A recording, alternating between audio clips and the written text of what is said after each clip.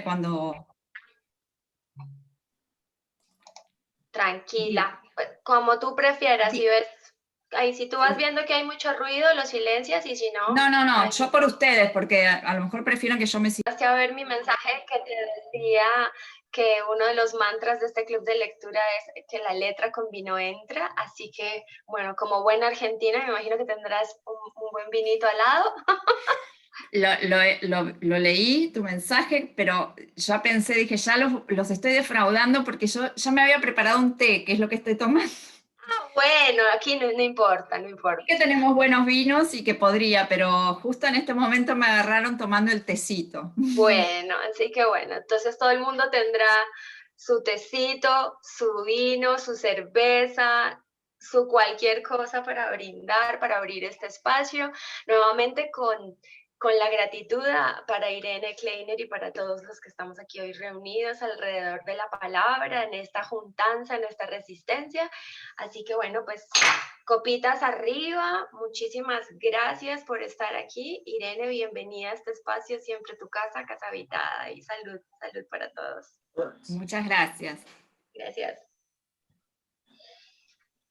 Bueno, pues qué maravilla hoy tenemos autora en casa, así que ya saben que la dinámica cuando tenemos autora en casa pues cambia un poco. Ya le había explicado a Irene cómo funcionábamos cuando tenemos el honor de tener a la invitada, porque entonces se abre como este mundo de posibilidades de las preguntas, ¿no? Y aparte de las sensaciones a las que ya habitualmente estamos acostumbrados a hablar. Entonces, bueno, Irene Kleiner nació en Buenos Aires, es psicoanalista de la Universidad de Buenos Aires, una investigadora también en psicoanálisis, y su mundo entró a la escritura, me corriges Irene si me equivoco, hace alrededor de entre 10 y 8 años, con un taller literario que imparte el escritor también argentino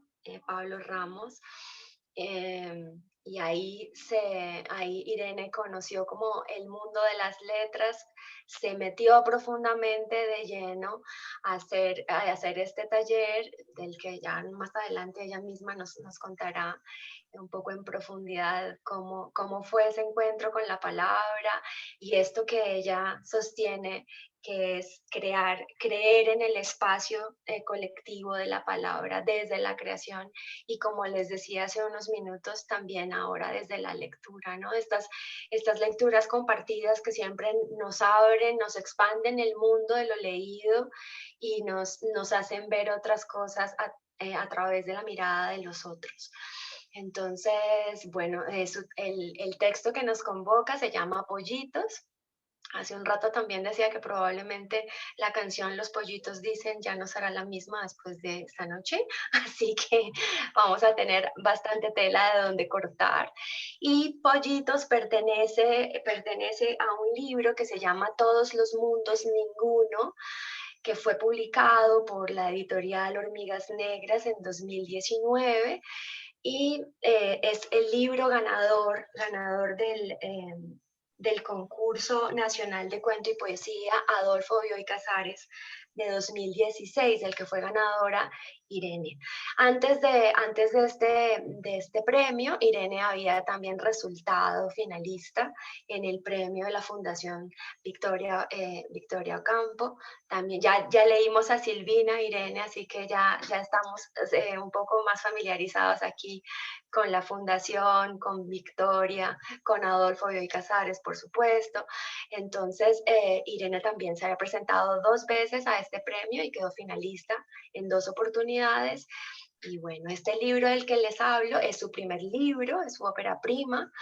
Y bueno, tenemos el gran gusto de tenerla para hablar de lo que está detrás, de lo que no se ve, de esas costuras, del texto, de todo lo que hay que trabajar para que llegue a ese resultado que fue el texto que ustedes recibieron previamente para la lectura de esta noche. Entonces, bueno, sin más preámbulos, démosle la palabra a Irene. Irene, muchísimas gracias nuevamente por estar acá. Eh, en una entrevista que le otorgaste al chico de,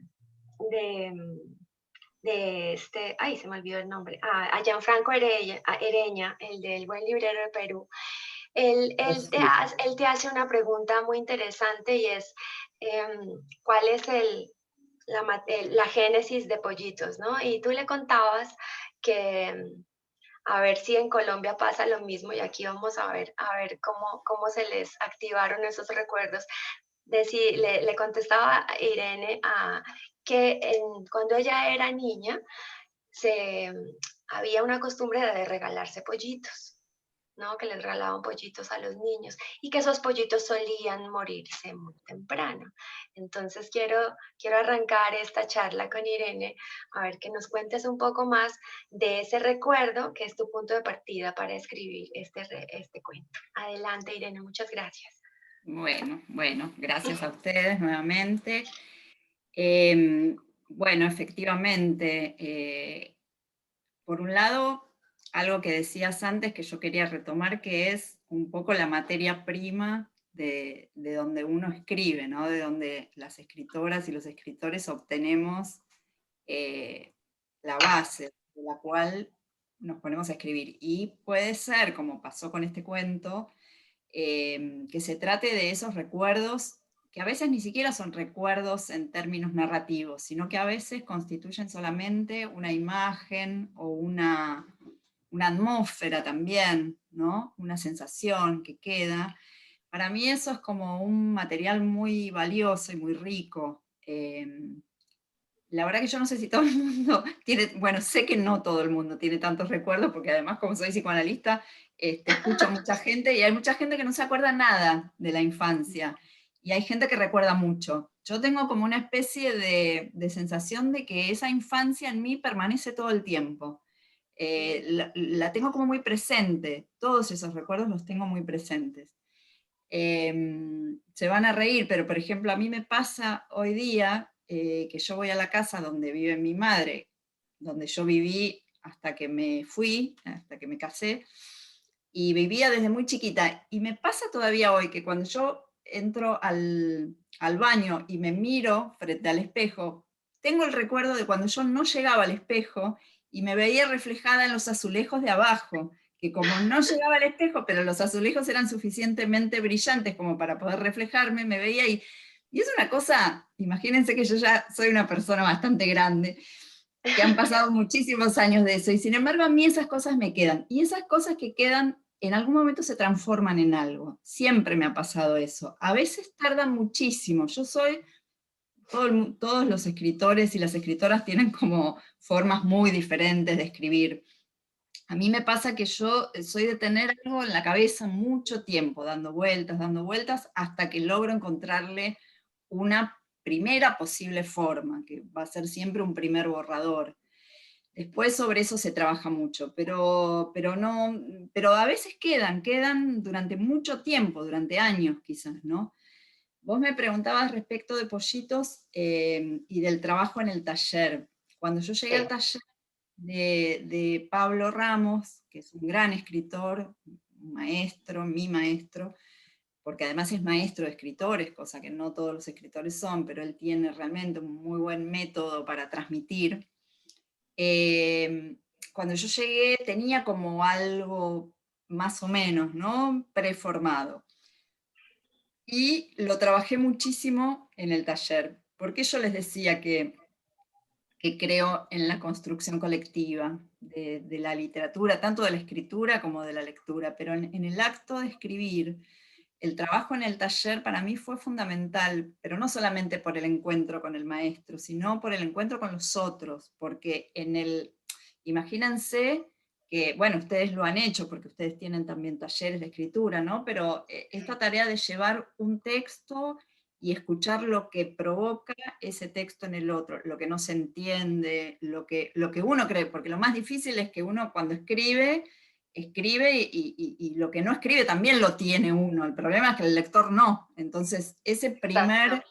esa primera vuelta de lo que uno escribió y cómo eso resonó o no resonó, porque ahí uno tiene que también estar dispuesto a poder desarmar lo que cree que está bárbaro y no funciona, entonces eso vuelve de otra manera.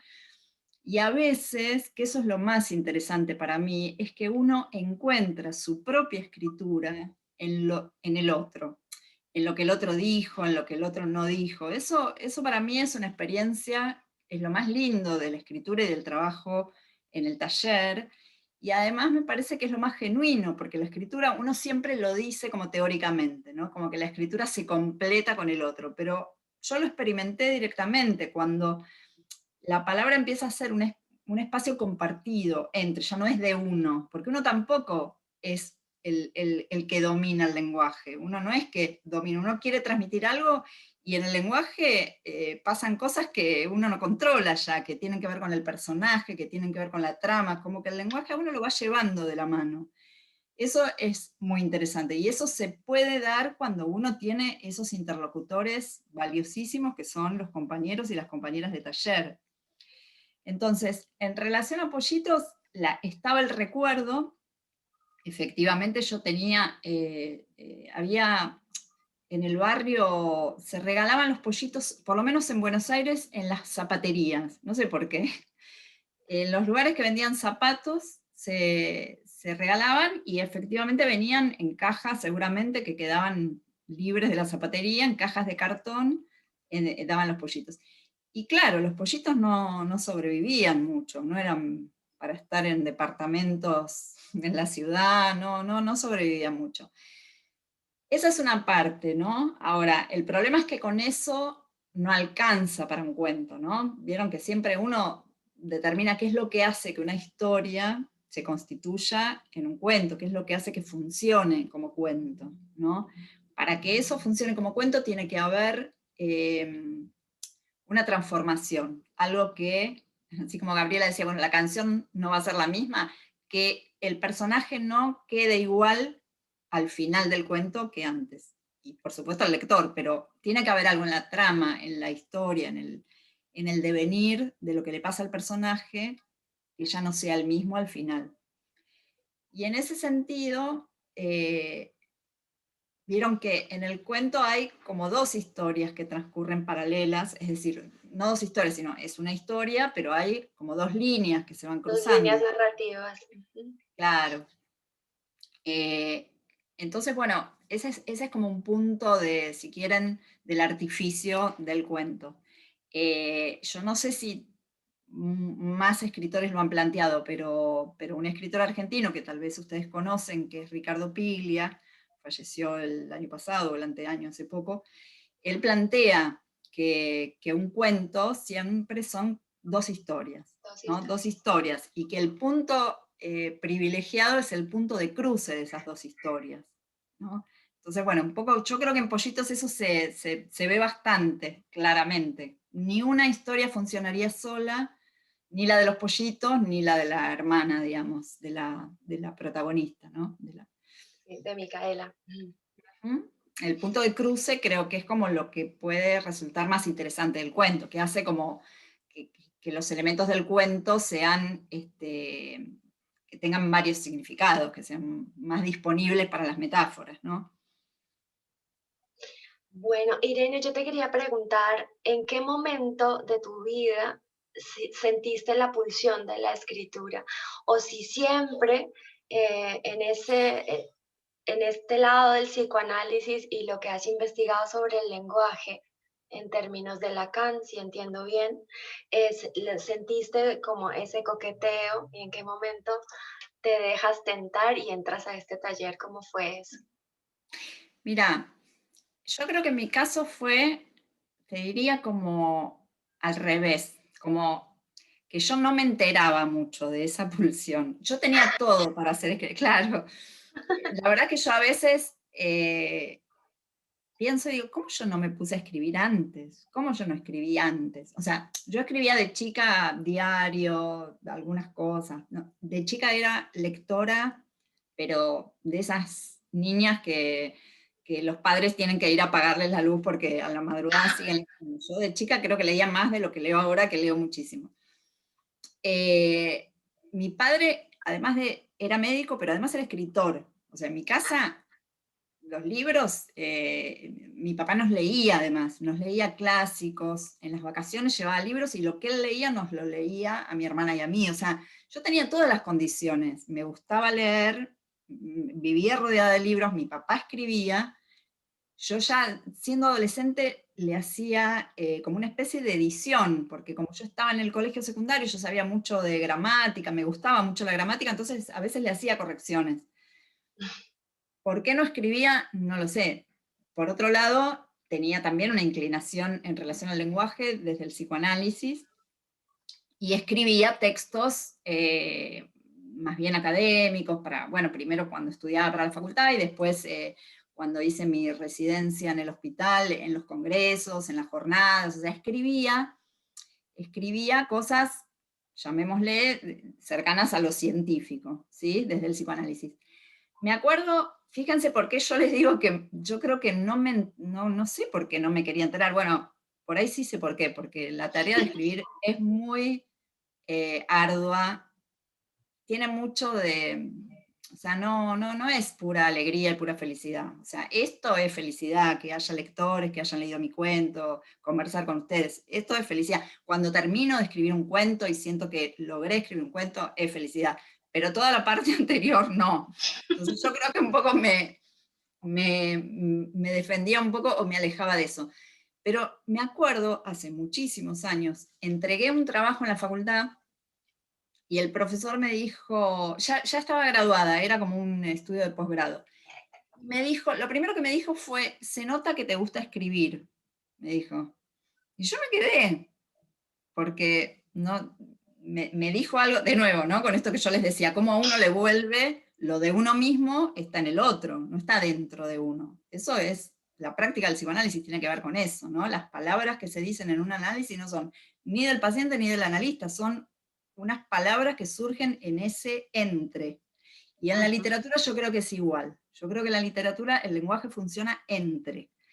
Entonces cuando él me dijo eso, eso quedó, como quedaron los recuerdos eso de la infancia que después algunos se transformaron en literatura. Eso a mí me quedó, yo después muchos años después me di cuenta que él me había dicho eso y dije, sí.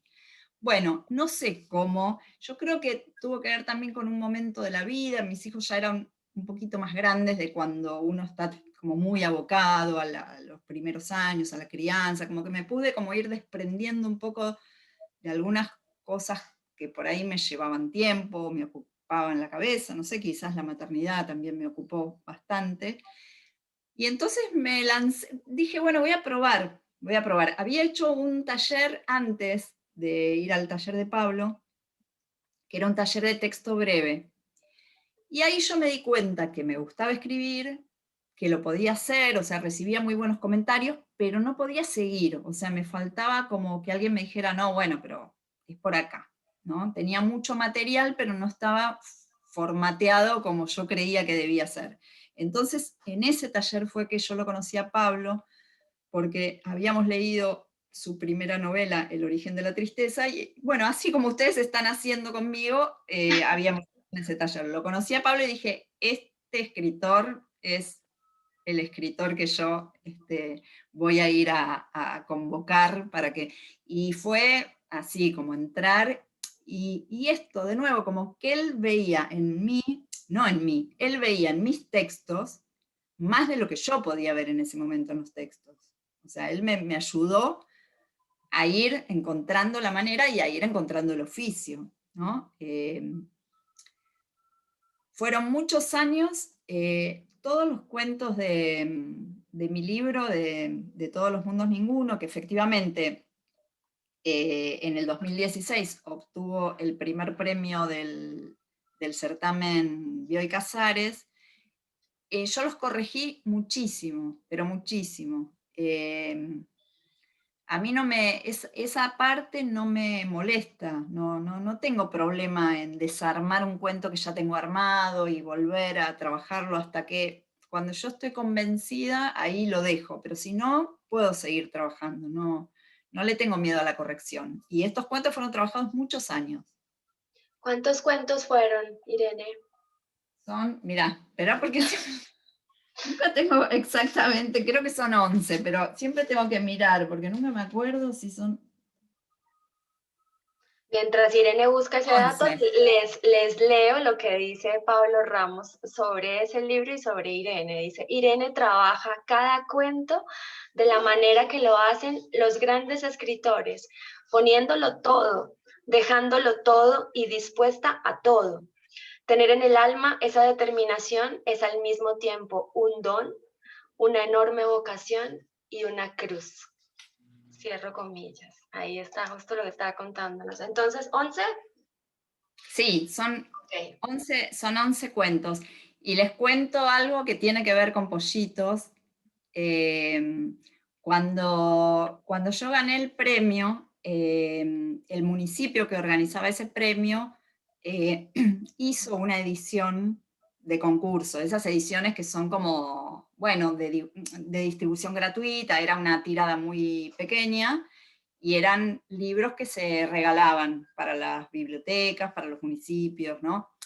Ese libro estaba hecho, digamos, como yo lo había pensado, como yo lo presenté al concurso. Y Pollitos era el primer cuento del libro. Cuando surgió la posibilidad de hacer una edición comercial y la editora de Hormigas Negras se reunió conmigo y conversamos sobre el libro, es una editorial hermosa, yo no sé si ustedes vieron las portadas de los libros, pero Bellísima, sí. son libros hermosos, hermosos. Bueno, cuando nos sentamos a conversar y Andrea Álvarez Mujica, que es la editora, es realmente una gran editora, todas las cosas que ella me proponía me parecieron muy atinentes. Y una de las cosas que me dijo fue, mira, yo no arrancaría con Pollitos, no lo pondría como un primer cuento, me dijo, me parece como demasiado, me dijo, me parece pedirle demasiado al lector, ¿no? Y me dijo, yo pondría este cuento, que es un cuento un poco más suave, un poco más tranquilo, digamos, como... Y le dije, sí, la verdad tenés razón, tenés razón. Así que bueno, eso les quería contar porque me acordé que ese, creo, fue uno de los pocos cambios del libro como original del concurso al libro ya editado por Hormigas. Y quedó en segundo lugar, ¿no? Pollitos fue, ahora es el segundo en esa edición, ¿verdad? Sí, sí, así es. Ujú. Bueno, muy bien. Entonces me imagino que habrá ya muchos ávidos por hacer preguntas, así que vamos a hacer un intercambio. Como yo le contaba a Irene y como todos saben, mi pregunta es siempre, ¿dónde sintieron el cuento? ¿Qué sensación les provocó el cuento que leyeron? Así que, bueno, abrimos la palabra. Quien quiera participar ya sabe, por el chat la pide. Si tiene preguntas para Irene, por supuesto, son bienvenidas. Entonces, tratemos como de ser breves para que podamos participar todos los que quieran. Así que bueno, el que quiera arrancar, bienvenido. Y mientras se anima el primero a levantar manito, a poner pido la palabra, yo quisiera decir que, bueno, yo también soy editora, así que he leído tu cuento varias veces. Eh, y creo que fue este cuento, me provocó muchísimas sensaciones, no solo una, porque a veces normalmente nos quedamos con una o una es la que prevalece, ¿no? Pero este me llevó de la ternura, de la inocencia de Micaela a la monstruosidad y a esta transformación enorme, a esa forma de sublimar el dolor mediante un símbolo que es en lo que se convierten finalmente esos pollitos, ¿no? Y esa capacidad, como decías tú, que tiene el cuento de transformar, no solo, pues, en este caso al lector, pero también a un personaje y sentir como sentía esa niña. Yo me vi en cada relectura sintiendo cómo, tratando de adivinar cómo sentía Micaela cada momento que transcurría y cada situación que iba sucediendo y al final ese punto de giro extraordinario donde este pobre oso es acribillado por esos pollitos, que fue además la parte de tu cuento que seleccioné para hacer la lectura en voz alta y la promoción de tu texto. Así que bueno, como que navegué en muchas sensaciones. Por acá ya tengo a Daniel con ganas de hablar, así que adelante Daniel, buenas noches. Buenas noches a todas y a todos. Siempre feliz de estar en este espacio que siempre nos convoca en medio de tantas cosas que están pasando a nivel nacional y mundial. Y este es un abrazo que siempre espero cada miércoles y que puedo hacerlo cuando pueda. El texto lo leí hoy, lo leí hace 2 horas y concuerdo, concuerdo mucho con Gaby. Y es un texto que uno lo siente en varias partes. La primera vez que la primera parte del cuerpo donde lo sentí fue en la garganta, como con ganas de vomitar. Así como un sacudón cuando lo terminé y luego lo volví a leer. Y para mí el texto tiene como muchas capas, ¿no? Entonces es muy cierto lo que decías, donde confluyen las historias, pero también siento que tiene muchas capas. Entonces es esta niña donde uno se conecta rápidamente porque es una niña que necesita ser como acogida, ¿no? Porque ella tiene ese recuerdo de su papá, de que se queda sin abrazar a su papá, de que va a llegar una hermana. Entonces, como todo ese imaginario de ella la va circundando y ella se va imaginando todo esto hasta que un hecho la cambia completamente hasta volverse, como le dice Gaby, algo monstruoso. Eso me pareció muy impactante. Luego lo sentí como en la columna, ¿no? Como cuando uno siente miedo. Y luego también lo sentí en el estómago, como con ganas de salir corriendo. Entonces, para mí me pareció muy, muy fuerte. Es un cuento muy fuerte, muy violento. Lo leí con mi pareja y me dijo, ¿eso es un cuento de terror? Y yo le dije, parece.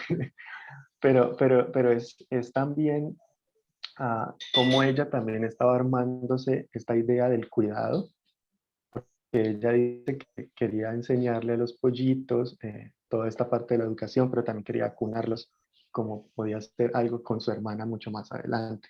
Y me acordé de una experiencia con mi familia, y es que cuando en mi familia tenemos una prima que tiene síndrome de Down que amamos, se llama Mónica, y cuando mi madre estaba embarazada, ella me cuenta que mi prima tenía unas muñecas y las metía en los cajones, diciendo que ella también había estado embarazada y tenía hijos.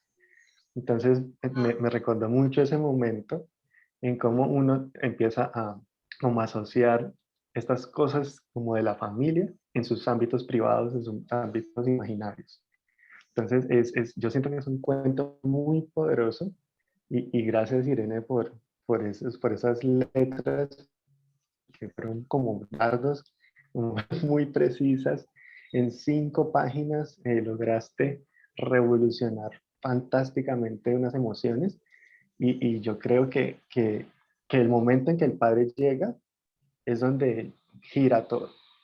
Porque ella siempre ha querido, pues, o sea, ella quiere esos pollos y los ve divinos hasta que el padre dice, y esas cosas asquerosas que hacen aquí. Y ella usa las mismas palabras para referirse a ellos. Entonces, es muy poderoso como uno también es tan manipulable eh, en su ámbito doméstico, en su ámbito familiar. Entonces, una niña que le toca como decidir qué hacer y decide atacar a algo que estaba cuidando. Entonces me pareció muy potente, muy fuerte también. Eh, y también las palabras que me quedaron fue cómo yo cuido y en qué momento dejo de cuidar y paso al otro lado rápidamente. Porque es el momento en que ella decide coger a los pollitos en la bolsa y tirarlos y luego devolverse como una cosa casi macabra, y si me falta uno y lo acorralo en la esquina. Me pareció muy fuerte, pero también como muy poético, aunque no parezca. Entonces, muchísimas gracias, Irene. Y pues la pregunta, te la devuelvo, es ¿tú dónde lo sentiste cuando lo terminaste de escribir? Bueno, muchas gracias. La verdad que no te podría contestar esa pregunta, realmente, porque fueron tantas las escrituras de ese cuento, fueron tantas. Creo que la sensación que me produce, si hoy pienso en ese cuento, la sensación que me produce es una sensación como de escalofrío. Eso es lo que más me representa el cuento.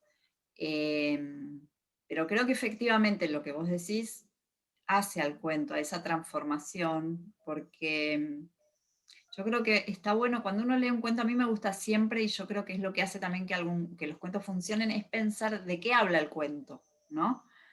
Y el cuento, yo creo que es esa, como un poco lo que decía Gabriela antes, ¿no? El cuento para mí habla de la pérdida de la inocencia. Es decir, la pérdida de la inocencia en el sentido de todo lo que se espera. O sea, es como cuando llega lo malo en un lugar en el que uno no lo imaginaba, porque todo se anticipa para que venga algo bueno y viene algo monstruosamente horrible, ¿no? Entonces me parece que ese es el punto de quiebre y eso es como de lo que habla el cuento, que lo pone de manifiesto en los pollitos, pero que tiene que ver con el contexto en el cual eso se produce, ¿no? Cierto. Bueno, antes de continuar con el turno Muchas de palabra, gracias. gracias, Gracias Daniel. a vos. Quería preguntarle a Irene, bueno, ella nombró a su padre como una de sus influencias, además también eh, tienes ahí a Chekhov, a Hemingway, a Carver, a Cheever, ¿no? A Lucia Berlin, que es maravillosa, qué escritora es Lucia Berlin también. ¿Sobre qué escribía tu padre, Irene? Bueno, mi padre primero escribió ensayos porque él participó mucho de las luchas estudiantiles en la universidad cuando estudiaba medicina. Entonces lo primero que escribió fueron ensayos de libros sobre la universidad y sobre temas de la política. Pero después, bueno, después no tan después, sino a lo mejor al mismo tiempo, empezó escribiendo cuentos y escribió varios libros de cuentos, escribió una novela que es una novela autobiográfica de su infancia en un barrio del sur de acá de la provincia de Buenos Aires, donde él se crió. Su familia había venido de Europa después de la Primera Guerra Mundial, ¿no? Y él fue el primero en nacer acá. Escribió esa novela y después escribió crónicas también, escribió unas crónicas ciudadanas que salían publicadas en un periodo, en una revista mensual creo que era, y dejó cuentos inéditos y una novela que tampoco publicó. Bueno, muy bien, ahí están las influencias. Sí, sí. Bueno, tengo en turno de palabra a Marcela. Buenas noches, Marcela. Hola, buenas noches a todos y todas. Buenas noches.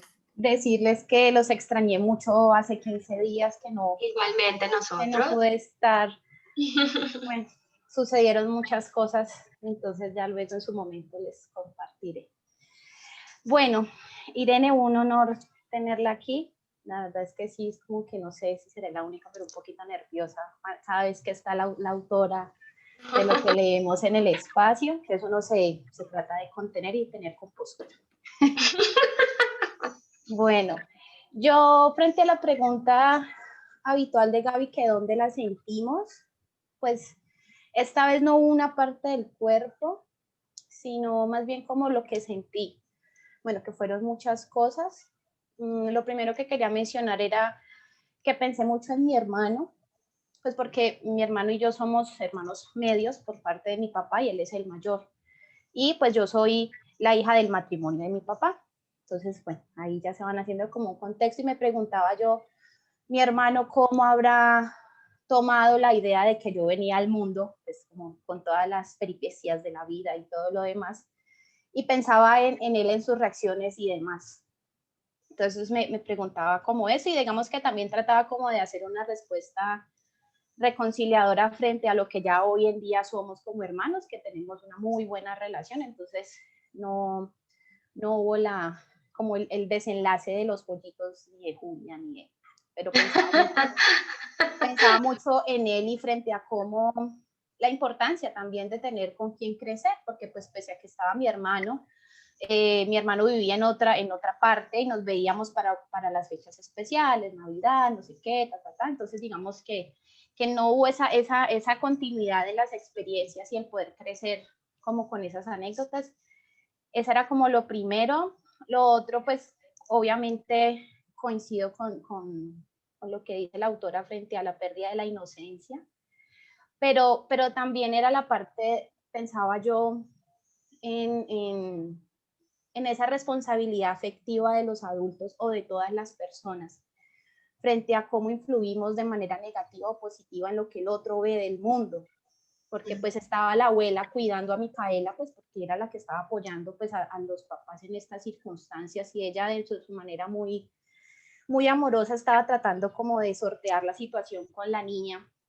Y ya luego cuando viene el papá en medio de su afán, de su angustia de papá, de la situación de salud de su hija, pues él no piensa, o sea, él en ese momento está tan enfocado en atender a su esposa y a su bebé recién nacida que se olvidó de que había otra personita que igual que él estaba expectante a la llegada de esa bebé, y él arremete contra ella. Y uno puede decir, fue sin intención, porque era lo que él sentía y estaba bien que él lo sintiera. Pero pensaba yo, bueno, ¿y qué habrá pasado entonces cuando ya el papá y la mamá regresaron sin la bebé? ¿Qué le habrán dicho a Micaela? ¿Qué habrá pasado? Él habrá caído en cuenta de los pollitos asquerosos y la reacción y toda la situación. Entonces yo decía, uno cómo es, qué tan responsable es, y más teniendo en cuenta ahora que se habla tanto de la responsabilidad afectiva, de cómo influimos en el otro, y también en la parte de las pautas de crianza positivas, del manejo de las emociones, como todo este asunto. Y también pues haciendo la lectura pensaba yo en la autora, en su intención al escribir, también pensando en su profesión como psicoanalista, y bueno, ya uno se mete pues ahí como intentando ver el tinte de su profesión en lo que escribe y todo lo demás. Y yo decía, cuando lo leí, cuando ya dije, ya al final, y yo dije, ay, pobre pollito que quedó allá en el rincón esperando su dictamen final, pobre. Y dije, como una cosa tan sencilla, o sea, normalmente uno esas cosas sencillas uno no las lee, o en la cotidianidad uno no espera encontrarse un relato, un cuento, perdón, de una cosa de esas. Como decía ahorita la autora, pues siempre está uno preparado para lo bueno y hace toda una coreografía para esa preparación, y esas cuestiones que se interponen, esa felicidad, pues como nos tumban como todo esa preparación. A mí me gustó mucho, la verdad, porque me pareció que es un elemento muy cotidiano y que uno puede sacar muchísimo de ahí. Y pensaba yo pues también como desde mi profesión, y bueno, y como todo ese rollo que también uno siempre hace esa lectura desde lo que uno estudió, desde su quehacer, y caía en cuenta de eso. O sea, uno a veces como adulto, como papá, como cuidador, cayendo pues como en las palabras de Daniel frente a lo del cuidador, cómo uno afecta de manera positiva o negativa en el otro, y más cuando se es papá, pues que en últimas Micaela representó el ejemplo de su papá, que fue arremeter contra los pollos. Ya, pollos asquerosos, pero ¿por qué los pollos sí crecieron fuertes y mi hermana no? Entonces, pues, como con ella se desquitaron, pues ella se desquitó contra los más débiles. Entonces vemos una cadena y así nos vamos por la vida, y así estamos todo el tiempo yéndonos contra el más débil y el que lo permita, por decirlo de alguna manera. Entonces, pues nada, me gustó muchísimo, muchísimas gracias, Irene, y quería como traer como la anécdota, pues, en mi pueblo, en La Unión, hacen las ferias, y en ese entonces uno se podía ganar los pollitos de colores, se los pintaban, y yo me gané 2 pollos color fucsia. Y de uno me acuerdo que creció, se volvió un gallote así súper grandotote, pero muy agresivo. Entonces el juego con mis amiguitas era corretear al pollo, que mi papá le puso Barco, no sé por qué, ir a la casa a molestar a Barco y que él nos sacara corriendo de la casa porque él se nos tiraba encima a hacernos daño con sus espolones y toda la cosa. Entonces me acordé de los pollitos de colores y de cómo toda pues esa anécdota con los pollos. Entonces esa era mi intervención. Irene, muchísimas gracias, un placer. Gracias, Increíble. Marcela, pero no entiendo cómo eran de color fucsia los pollos. ¿Qué les Bueno, Los daban? pintaban con anilina. Los pintaban, es una cosa terrible. Acá en el chat están diciendo que era una atrocidad, una atrocidad. Mm. Así como tiñen las flores que les Eso ponen, pensaba en las margaritas, que yo recuerdo que las ponían algo en tinta, así. en la escuela creo que lo hacíamos, pero ya los pollos teñidos, pues, ya me En parece. Colombia había pollos teñidos, Irene. Por acá Mauricio dice que se ganó 2. Y bueno, me voy a devolver un poco en las intervenciones en el chat porque no todo el mundo pide la Yo palabra. no tengo cómo levantar la mano. Ya te doy la palabra, Lilia. Espérate un momento, ya te anoto en la lista. Por acá María Elena nos dice, la niña sintió mucha rabia con los pollitos. Parecía como si no les perdonara que ellos hubiesen podido sobrevivir y la hermana no. Y Daniel complementa y le dice que está de acuerdo con María y dice, también estaba pensando en cómo nos cuesta hablar de la muerte con los niños, porque la abuela no es capaz de decirle que su hermana recién nacida murió. Hablamos tan cómodamente del nacimiento como bienvenida, pero tan difícil que es hablar de la muerte como de despedida. Y complementa Daniel y dice, yo nunca tuve un pollito en mi casa. Yo nunca tuve un pollito. En mi casa tener animales no era tan común. Entonces acá dice Mauricio que se ganó 2 y María Elena dice sí, lamentablemente los teñían. Bueno, por acá Paola Andrea Zárate dice, justamente en eso pensaba Daniel, hay un momento en que Micaela dice, abro comillas, ¿por qué la abuela no le explicaba?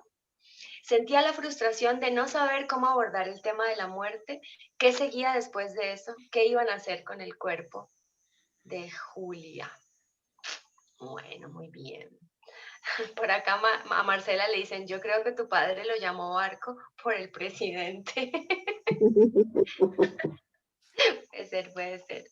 Bueno, entonces vamos a continuar tengo en turno de palabra a Juan Felipe. Les voy a pedir que sean breves, por favor, para que todos podamos participar. Adelante, por favor, Juan. Buenas noches a todas y a todos.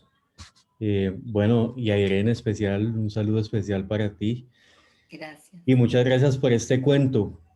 La verdad, este cuento me cayó, me sentí muy, muy, muy identificado con Micaela. Parecía como si se estuviera contando más o menos una parte de mi historia. Entonces, ¿dónde lo sentí? Precisamente lo sentí en mi niño interior, en mi niñez. Y yo sentí ese malestar que se siente cuando no se le cuenta, porque fue mi experiencia propia, a uno de niño, las realidades de la familia y de las cosas que pasan cuando uno va creciendo. Y porque se piensa que los niños no van a entender o no van a saber interpretar, o porque simplemente porque son niños y ya, y se les da como que se ponen ahí a un lado creyendo que no van a poder interpretarlo y quizás sí se pueda. Eh, Me identifiqué con el cuento también porque aún a hoy la comunicación con mi madre, y también soy hijo único, sigue siendo muy difícil, y creo que el no contarle las cosas a los hijos también es como una sobreprotección que es un poco que irracional. Y bueno, también me pasó, es que es muy curioso, también me pasó que mi madre perdió 2 niñas, 2 hijas después de haberme tenido a mí, y creo que ni siquiera me llegó la historia de que van a ir eh, teniendo fortaleza, sino que bueno, ni siquiera recuerdo muy bien la historia, yo estaba muy pequeño, pero fue un manejo muy similar, fue como...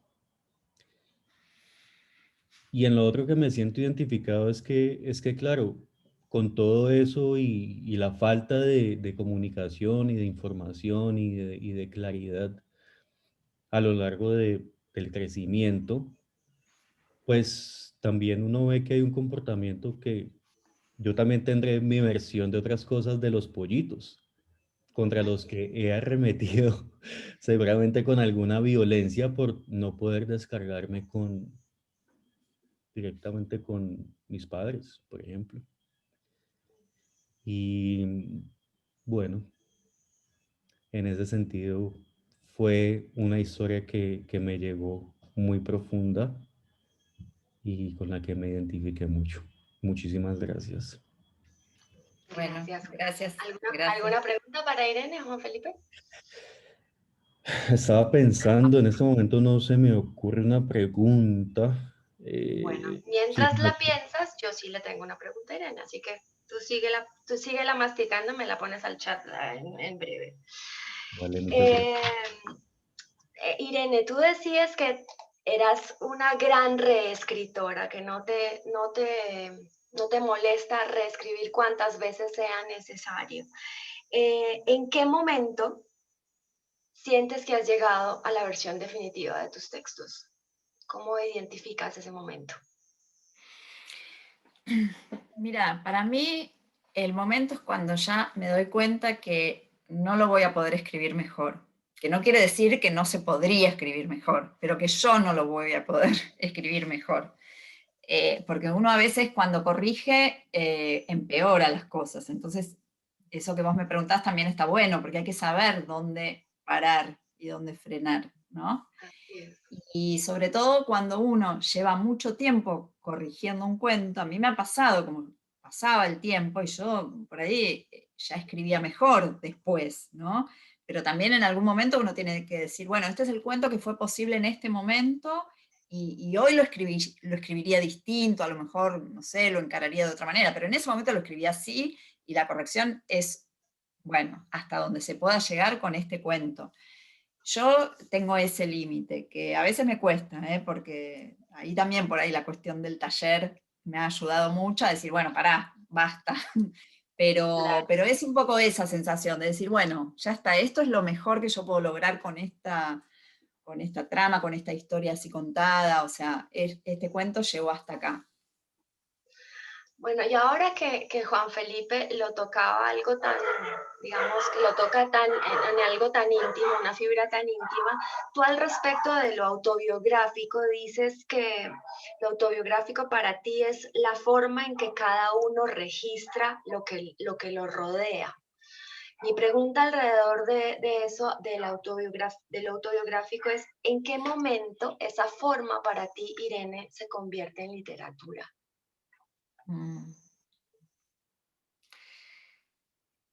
Mira, a ver, yo creo que desde el momento en que uno se decide a escribir y piensa la escritura y la literatura como una parte fundamental de uno, que tiene que ver con esto que vos decías, bueno, en algún momento dije, acá me meto y sigo, ¿no? Que fue el taller de Pablo. Ahí yo creo que todo se transforma en algo literario, o sea, todo lo que vas pasando se transforma en algo literario. El otro día releía un texto que a mí me gusta muchísimo, de Marguerite Duras, que se llama Escribir, ¿no? Que ella es un libro pequeño, pero muy sustancioso de lo que es la tarea de ella como escritora y cómo escribía. Y ella dice algo así como que en el momento en que está metida en la escritura de un libro, es como que todo le habla hacia el libro, todo le habla en relación a la escritura. A mí me pasa mucho eso, ¿no? O sea, a ver, el escritor es el escritor y la escritora, digamos, uno tiene como una sensibilidad para estar como muy perceptivo de las cosas, es como una escucha permanente, como un registro permanente de las cosas que uno ya las va como metabolizando de alguna manera en literatura. Yo creo que eso me pasó siempre me pasó estar, yo por ahí lo atribuyo un poco a mi profesión, ¿no? De psicoanalista, esta cosa de estar muy atenta. Soy muy desmemoriada en un montón de cosas. Yo por ahí los veo a ustedes mañana, las caras no me acuerdo. pero me acuerdo frases, me acuerdo perfectamente lo que alguien me dijo, lo que escuché en el colectivo, en la calle, no sé, esas cosas, las palabras, ¿no? Eso me va quedando mucho. Y eso se va transformando, y eso queda. A mí a veces me pasa, yo a veces en algún cuento pongo una frase, o pongo algo, o pongo una imagen sacada de algo anecdótico, pero que quedó, digamos, ¿no? Lo autobiográfico yo creo que tiene que ver con, no solamente con los recuerdos, no es solamente los recuerdos, es como esa metabolización de tantas otras cosas, ¿no? Porque es esto, es decir, bueno, de qué manera uno se interroga sobre lo que pasa. Cuando Juan Felipe decía, bueno, que él lo tocó en algo tan personal, a mí me conmovió mucho escucharlo, porque yo no tengo hermana menor, mi hermana es mayor, o sea, no viví una situación de madre esperando un bebé. Sí, la situación de los pollitos, pero digamos, inventé tanto en la historia, o sea, la historia es completamente inventada, excepto un mínimo detalle de los pollitos. Todo lo demás es invento, pero es un invento que no es un invento de la nada, es un invento que tiene que ver con poder tomar cosas que le han pasado a otros y que uno observa. Entonces, que alguien me diga, me sentí identificado porque a mí me pasó, cuando es algo que anecdóticamente en mi vida está completamente alejado de lo que fueron mis experiencias históricas, para ponerles un nombre, sin embargo, tienen que ver con la posibilidad de meterse digamos, en la cabeza de una niña de esa edad y meterse de tal manera de poder hablar como ella hablaría, de poder hacer lo que ella haría, de reaccionar como ella reaccionaría. Eso es lo más difícil y lo más lindo de la literatura también. Es decir, no que yo la haga hablar a Micaela como yo quiero que hable, pero no solamente por una cuestión moral, de que yo no le voy a bajar la moral de nada, ni de lo que está bien ni de lo que está mal, ¿no? Que no es mi intención esa, pero sí dejarme llevar. Por eso yo les digo, a veces pasa que uno escribe y el personaje mismo lo va llevando. Si uno realmente se mete como en la piel del personaje, el personaje empieza a cobrar vida, incluso más allá de lo que uno quiere. Entonces, el personaje habla porque tiene que hablar de esa manera y sus acciones tienen que ser de esa manera y sus reacciones, ¿no? O sea, no es lo que uno quiere, pero si no, el personaje no puede, cuando el personaje es un títere del escritor o de la escritora, la cosa no funciona, no funciona. Así es. Bueno, el turno de palabra ahora es para Mauricio. Buenas noches, Mauricio, desde Bogotá. Buenas Bienvenido. noches. Como decía mi comadre Marcela, le da uno miedito cuando la escritora está acá. No, No, no, para Sí, sí, nada, sí, por favor. Bueno, Irene, varias cosas. Lo primero es que aquí, como te diste cuenta, nos preguntan dónde sentimos el texto. Y para mí fue muy, muy complicado sentirlo y lo terminé sintiendo en las manos. Y creo que el texto incluso a mí me llegó a pensar, pude llegar a pensar, Micaela era ciega, porque la única referencia cromática, el único adjetivo que hay es una bolsa negra. Nada tiene color, o sea, tú describes los espacios como entró a un espacio grande, hacía calor, se sentía soleado, estaba fresco, pero realmente es muy difícil ver por dónde va uno. No sabe cómo es la abuela, uno no sabe cómo es Micaela. Entonces, al no saber cómo es Micaela, pues puedo ser Micaela yo. ¿Sí? O la puedo imaginar con trenzas o con una coleta, ese tipo de cosas. Y eso me pareció maravilloso. Yo este cuento lo catalogaría como una fotografía para ciegos por la ausencia de lo cromático, pero lo rico en sensaciones. Es un cuento muy rico en sensaciones. Comienzas diciendo que son 2 o 3 días para ver a Micaela y finalizan siendo 2 o 3 pollos los que van a matar. Y eso me parece que cierra el ciclo de una manera majestuosa. De verdad que me parece que se cierra el círculo de una manera muy bien construida, una arquitectura que está muy bien pensada y muy bien hecha. Y para mí sigue siendo una arquitectura de ciegos. Y eso le da mucho más valor a todo lo que me hizo sentir el cuento. Por otro lado, Mauricio, Micaela. ¿por qué en las manos? Ah, claro, ya. Pero es que tú dijiste que no nos demoráramos y ahí va una No, anécdota. pero a Bueno, ver. resulta que cuando Marcela habló del pollo, yo me gané 2 pollitos. Y yo tengo sobrinos de 3 y 4 generaciones y los de la segunda generación, los de la primera generación tienen la misma edad que yo. Y los de la segunda generación nos llevamos como 11 años. Entonces yo me gano 2 pollos y tenía mi sobrino Javier, el mayor de la segunda generación. Entonces yo a la salida de la escuela me gano 2 pollos, creo que uno era café y el otro era azul, por el cuento de que acá los pintan. Qué horror. Y entonces yo dije, yo le voy a llevar este pollo a Javier. Yo no sé, Javier, cuánto tenía, tal vez 1 año o menos. La cuestión fue que yo llegué muy contento con los pollos a darle uno a él, el que era de él, y él se pone muy nervioso y le hace así. Oye, oye, oye, Y oye. esa imagen me quedó ahí, y ahí se terminó el pollo de Javier, y el mío pues lo alejé totalmente de él. Entonces por eso lo siento en las manos, y además Gaby, Irene, todas y todos los que están acá, pues porque los ciegos ven y sienten con las manos, y para mí esto era un cuento para ciegos. Entonces por eso lo transmití o lo sentí como muy en las manos. Por otro lado, Micaela, siguiendo con el cuento de los nombres que a mí me obsesiona un poco. Ah, sí. Micaela, Mauricio es nuestro relator de nombres, Irene. Micaela es la que es semejante a Dios. Quien como Dios es Micaela. Y Micaela también es la encargada de administrar la justicia y de nivelarla. Ella por el nombre tenía esa tarea. ¿Sí? Esas son cosas que yo me asocio, Irene. No estoy diciendo que eso, así fue que yo leí el cuento. Ella tenía la tarea de administrar justicia, ¿cierto? De nivelar la historia. Y como no hay niño, como no hay hermanita, Julieta además es la consagrada al dios Júpiter. También estaba destinada a morirse porque las que consagraban a los dioses la sacrificaban.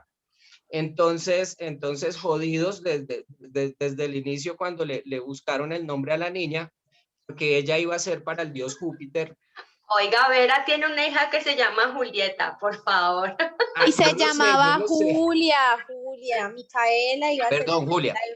Y es Julia, sí. Sí, Marcela, Julia. Me equivoqué yo, pero Julia es la consagrada al dios Júpiter, entonces de alguna manera ella ya también estaba predestinada al destino por el nombre, y Micaela también administrar justicia. ¿Qué más? Con los pollitos, de igual manera, solamente habían 3 posibilidades y la tercera es imposible. Y tú lo dices, Irene, aquí los pollitos también se morían fácilmente, así como allá aquí también se morían fácilmente. 2 de los míos, uno duró como 2 horas, el otro sí creció, pero creció, y un día yo llegué y era pollo criollo y no sabía yo que eso era lo que había, y me lo comí, y terminé yo como siendo caníbal, porque uno se siente que está comiendo un hijo un poco, porque era como la mascota. Entonces, o primero, o se moría a los poquitos días el pollo, o segundo, tú lo alimentabas, tú lo cuidabas, tú lo querías, pero finalmente tu madre, tu tía, alguien terminaba sirviéndotelo en un sancocho. O la tercera posibilidad era que se quedara como mascota toda la vida, pero eso nunca pasa. O sea, acá en Colombia generalmente, o en el estrato en que yo crecí, eso no pasaba, ¿sí? Si había un pollo y el pollo se mantenía, algún día te lo ibas a comer. Fui muy rápido y eso era lo que tenía que decir. Muchas gracias, Irene. Muchas gracias a todas y a todos. Bueno, hay 2 cosas de las que dice Mauricio, y una es la palabra arquitectura. Y retomo el taller de Pablo porque él nombra, ¿no? Le pone un nombre maravilloso que es la arquitectura de la mentira, al artificio narrativo, a lo que hace falta para que la historia funcione. Entonces, fíjense las conexiones tan interesantes. Aquí mismo lo escribía Daniel en el chat, que le encantaban las relaciones nominales que hacía Mauricio siempre en sus interpretaciones y en sus intervenciones en el club de lectura. Pero siempre hay una palabra que resuena y esta vez fue la arquitectura. Entonces, Mauricio dice la arquitectura de los ciegos. Pues en el taller de Irene, Mauricio, Pablo les enseñó, es la arquitectura de la mentira, lo que hace falta para que el artificio literario funcione. Maravilloso eso, muy chévere. ¿Alguna vez te habían dicho, Irene, que este cuento había sido escrito para ciegos? Me llamó mucho la atención la interpretación de Mauricio. Sí, a mí también me llamó la atención, pero dos cosas. Primero, también retuve el término de la arquitectura porque efectivamente pensé en el concepto de la arquitectura de la mentira, porque tiene que ver con el artificio de la escritura, y la buena escritura es cuando el artificio no se ve, porque el problema es cuando el artificio, y a ustedes les debe haber pasado, cuando uno lee un cuento o cuando lee un texto y está demasiado a la vista la construcción, o sea, los elementos de la arquitectura, eso no funciona. Lo lindo es que los hilos no se vean, ¿no? Esa es la arquitectura de la mentira cuando funciona, que el artificio no sea algo ostensible, que sea algo que provoque el efecto, pero no que se vea.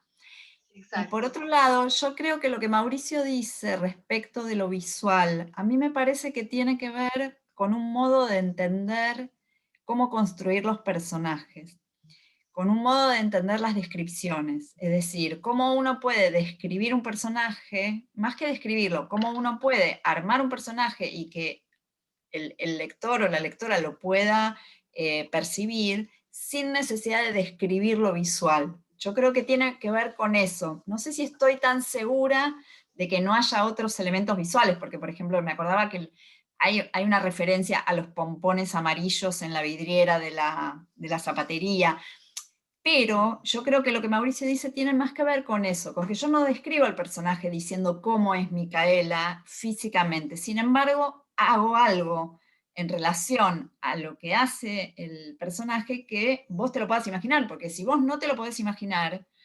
estamos mal, digamos, el lector tiene que poder imaginar. ¿Cómo seguir la historia? Claro, claro. El problema es, bueno, Gabriela mencionaba a Chekhov, ¿no? Como uno de los escritores que para mí son más que referentes como cuentista, ¿no? Además, como cuentista. Es la idea de describir con acciones, es decir, no describir, no descripciones estáticas, ¿no?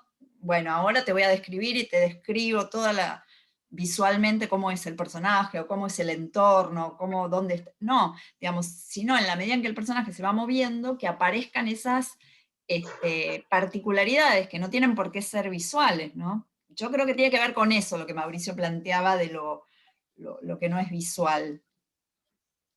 Así es. Bueno, Lilia, por acá ya estás en turno y después sigue Anita.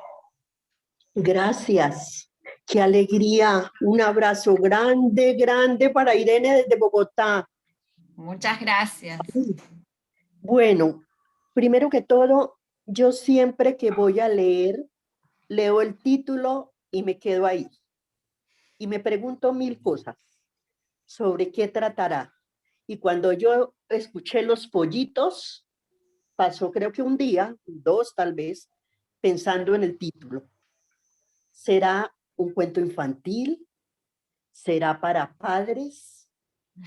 ¿Será, como decían por allí, una mascota? Pero pues dije, pollitos, eso puede ser para un sancocho.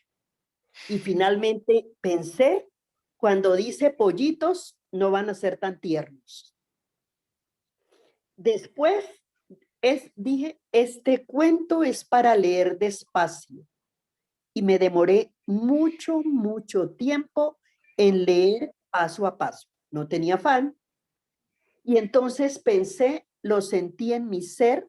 Yo soy pensionada, educadora, y fui pues durante mucho tiempo coordinadora. Entonces yo veía cómo y conjuntamente preparábamos talleres para padres. Y en todas esas conductas de cuidado y autocuidado se centraban mucho en el huevo y en los pollitos y en ejemplos y en ilustraciones. Y entonces yo pensaba en todas esas prácticas de cuidado, del cuidado de sí mismo, de los otros y del entorno, todo esto. Después, cuando llegué y vi a la familia, vi esa pluralidad de percepciones, la de la abuela, la del papá, la de la niña que tiene esperanza. Y yo veía a los pollitos como el regalo tal vez también pensado para cuando ella llegara. Así lo percibía. Entonces, cuando ella recibe esa noticia así, porque la muerte no avisa, intempestiva, pienso que los pollitos tienen que irse para donde se fue la hermanita. No tienen otra opción. ¿Cómo así que la hermanita se va y eso que quiere tanto está ahí? De verdad. Un abrazo grande. Gracias, gracias. Bueno, gracias, Lilia. Gracias, Lilia. Les voy a decir algo respecto del título, ya Por que, favor. ya que Lilia lo comentó. En el taller no les convencía mucho el título. Pollitos, me decían, no, Pollitos parece como el nombre del documento, como el título del documento. Me acuerdo que me decían pollitos.doc, como que eso funcionaba como título de archivo, pero que no funcionaba como título de cuento. Y yo busqué, pero no les puedo decir cuántas veces busqué un título que fuera diferente y nunca lo encontré y finalmente quedó Pollitos y creo que no había otro título. Por eso me gustó que Lilia reflexionara tanto sobre el título porque me lo vapulearon bastante, como se dice acá. Muy bien. Bueno, Anita. Buenas noches. Y a Irene, muchas gracias por compartir este espacio con nosotros.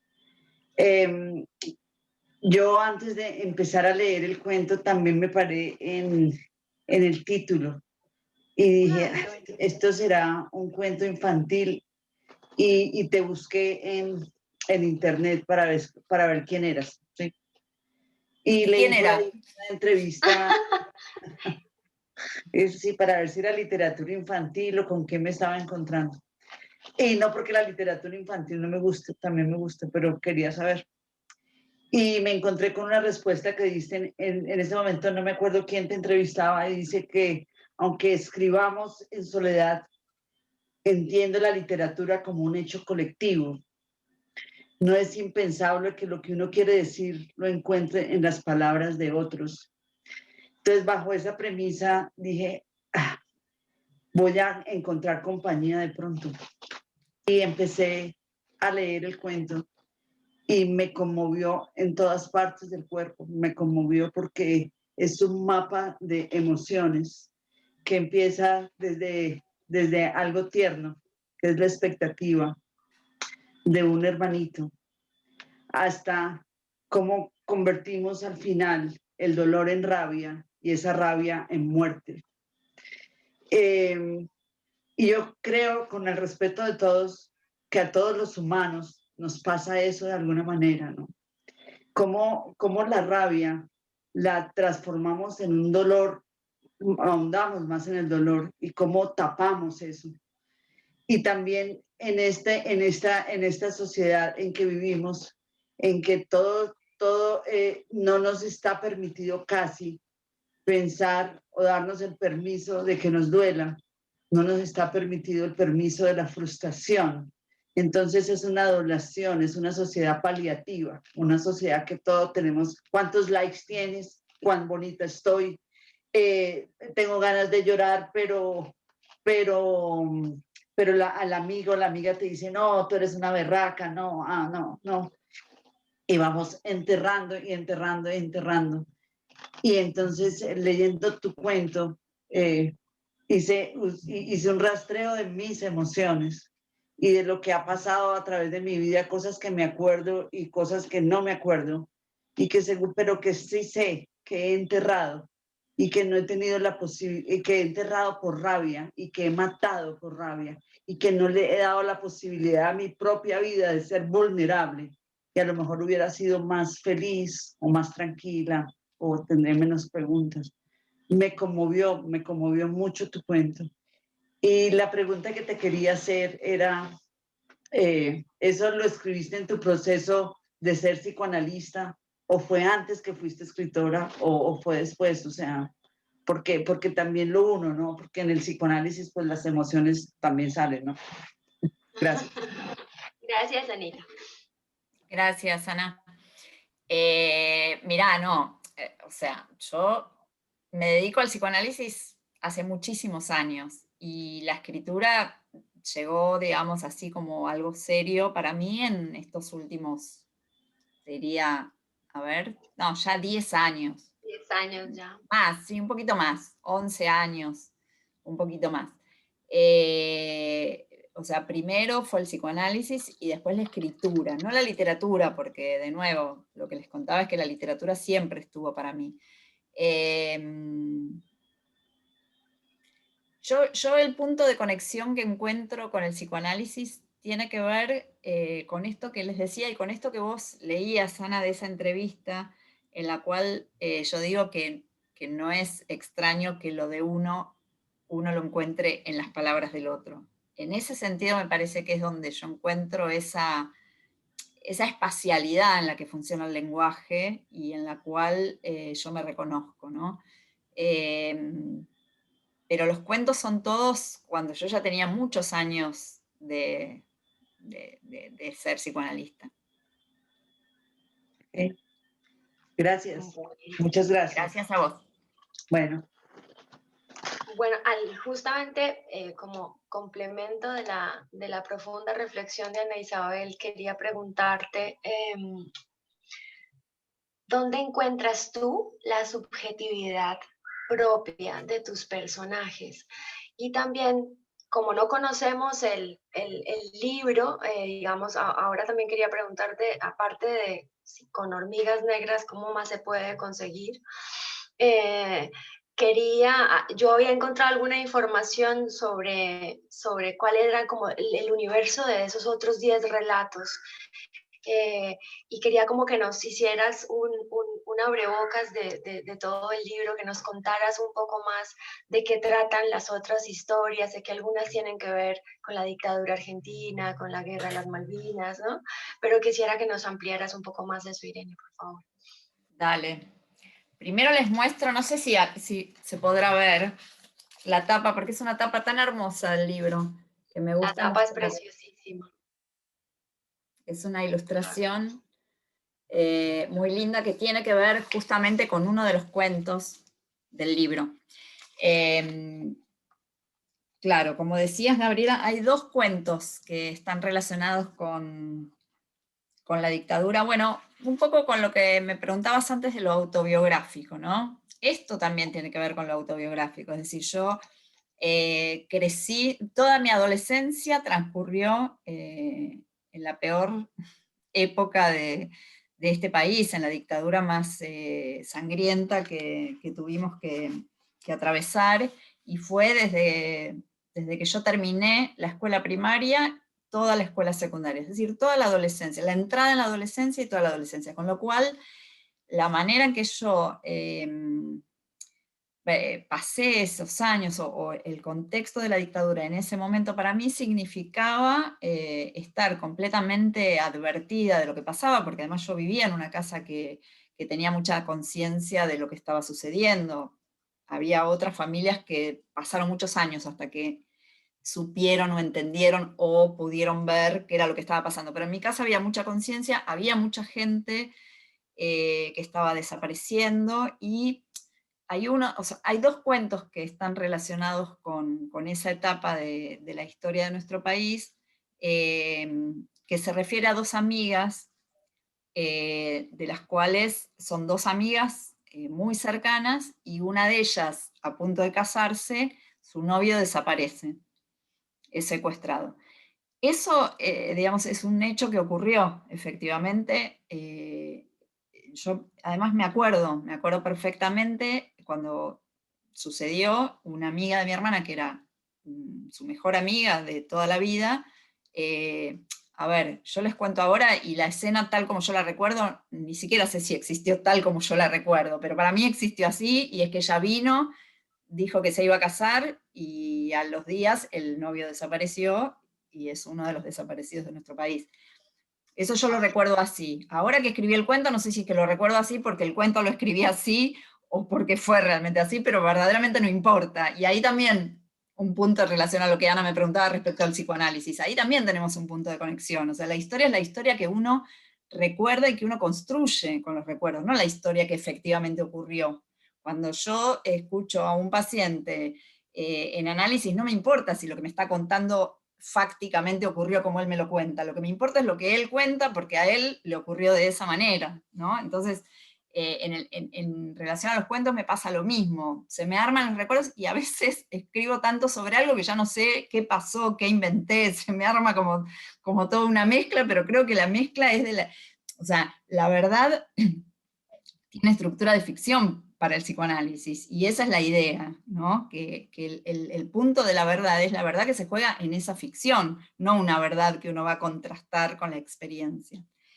Ese es uno de los cuentos, y después hay otro cuento que está relacionado, que también son las dos amigas, después de muchos años, digamos, terminada la dictadura, en un reencuentro de esas dos amigas. Esos dos cuentos están vinculados a esa etapa de la historia. Después, a ver, después hay un cuento que también tiene que ver con otro momento histórico de nuestro país, que es la Guerra de Malvinas. Lo que se llama la clase que va al servicio militar, el año en que nacieron las personas, y bueno, ahora ya el servicio militar, afortunadamente acá no es obligatorio, pero cuando yo era joven, sí, y mis compañeros, digamos, los varones de mi generación, de mi año de nacimiento, son los que fueron a Malvinas. O sea, si yo hubiera sido varón, habría ido a Malvinas. Mis amigos varones en ese momento estaban haciendo el servicio militar, acá se llama la colimba, no sé si ustedes saben, se llama la colimba, bueno, todos en ese momento hacían la colimba, con lo cual mis amigos, algunos fueron, no tengo ningún amigo cercano que haya estado en Malvinas, pero sí por ahí trasladados a kilómetros para estar ahí por si tenían que entrar en combate, es decir, bueno, recuerdo las cartas que mandaban. Tengo un amigo muy cercano que es como un hermano para mí, que él estaba en el sur en ese momento, trasladado para hacer como de apoyo, bueno, y las condiciones en las que nuestros soldados combatieron, bueno, se las deben imaginar, fueron tremendas, ¿no? Además en dictadura, con lo cual las condiciones fueron terribles. Ese es uno de los cuentos. Y después los otros cuentos son, ¿qué decirles? Tienen que ver con personajes cotidianos, con situaciones cotidianas que dan lugar a hablar de temas, como un poco lo que yo les decía al principio, ¿no? Es decir, poder decir, bueno, ¿de qué habla este cuento? Bueno, habla de la búsqueda de la felicidad, habla de la frustración, habla, pero con cosas muy cotidianas, ¿no? Porque no se puede hablar de lo existencial en abstracto. Uno tiene que encontrar como el pequeño detalle o la pequeña situación de una vida en particular, de un momento, del día en que le pasó tal cosa, y eso, digamos, brilla, ¿no?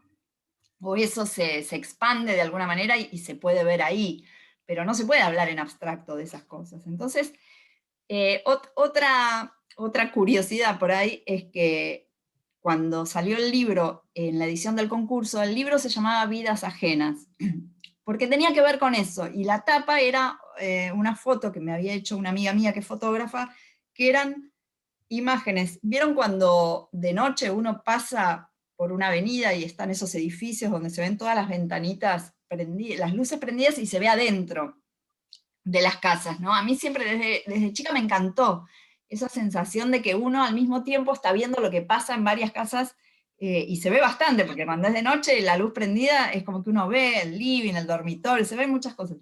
Y era como esa sensación, como que los cuentos eran vidas ajenas, porque eran vidas de otras personas, pero que a la vez hablaban de algo muy de uno, ¿no? En donde uno podía reconocerse muy fácilmente, o poder sentir que era algo que también le pertenecía como experiencia o como sensación. Bueno, después el título cambió por cuestiones editoriales. Hay un libro de Emmanuel Carrer que se llama De vidas ajenas, que salió justamente en esa misma época, entonces bueno, por una cuestión de título que no tenía mucho sentido, que se llamara casi igual, cambiamos, y yo creo que salió ganando porque de todos los mundos ninguno, yo creo que es un título Es un mucho más... título maravilloso. ¿Ese es un título de un texto también, de un cuento? No, No no, tiene nada que ver. es un título al que le tuve que dar muchísimas vueltas, que lo conversé mucho con Pablo Ramos, porque claro, mi libro se llamaba Vidas Ajenas, y ya había pasado del 2016 al 2019, habían pasado 3 años, imagínense que uno se aquerencia, digamos, con los títulos también, entonces me costaba muchísimo pensar otro, pero la verdad que no tenía mucho sentido dejarle un título al libro de un autor además tan mundialmente conocido como es Emmanuel Carrer. Bueno, entonces me costó muchísimo, y Pablo me ayudó a encontrar este título, que en realidad es, digamos, tiene referencia a uno de estos 2 cuentos de la dictadura, porque una de las amigas vuelve del exilio y entonces habla de esa idea de que en realidad no conoció al mundo, o que es todos los mundos ninguno, o sea, como que esa mezcla de que se fue y conoció el mundo, pero que en realidad ese no era ningún mundo. Tiene que ver con esa idea, pero no es una frase textual.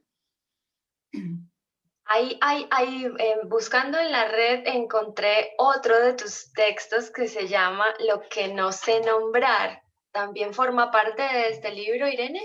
Es el último cuento. No, espera.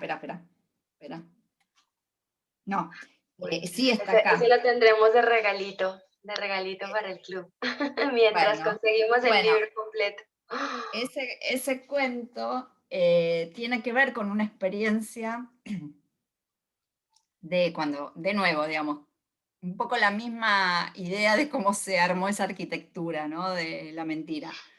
Una parte, recuerdo que es cuando yo era chica, mi papá, que era médico, me llevaba a recorrer, bueno, cambió mucho la medicina como tantas otras cosas, pero cuando yo era chica el médico iba a la casa de las pacientes, ¿no?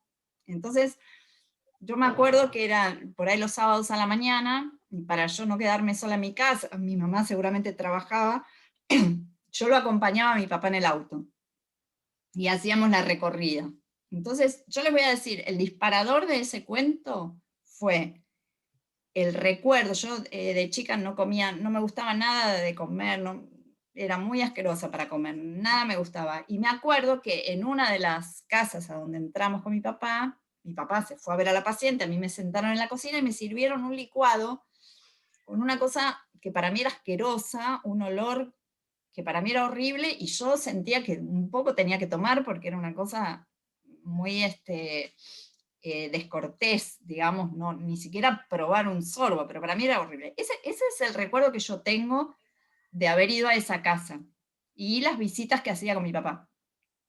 Bueno, ese fue el recuerdo disparador. Después todo lo otro lo inventé, pero tiene que ver con eso. También es un registro de una narradora que es una niña. Sí, también es una niña. Sí. Bueno, Sí. pues ahí quedará de recuerdo. Quiero leer las otras intervenciones que están acá en el chat.